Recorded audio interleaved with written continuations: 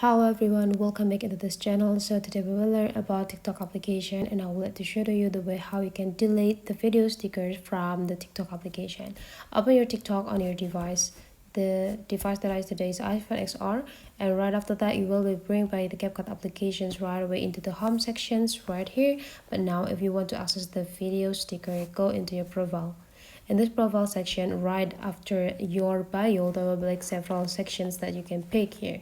So there will be like a lot of sections. There will be like the collection of your content. This one is stickers. This one is the your content that you make it as private. This one is for content that you repost. This one is content that you save, and this one is content that you like.